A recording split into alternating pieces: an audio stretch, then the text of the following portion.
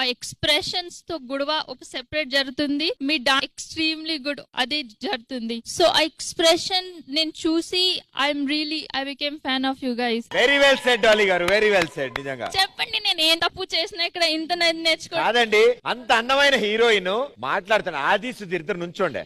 ఆది సుధీర్ మీ ఇద్దరికి పనిష్మెంట్ ఇవ్వాలి. ఎందుకే నవ్వు చస్తున్నారు? కాదు మేడం, నాకు ఆల్మోస్ట్ ఏడుపు వచ్చింది పర్ఫార్మెన్స్.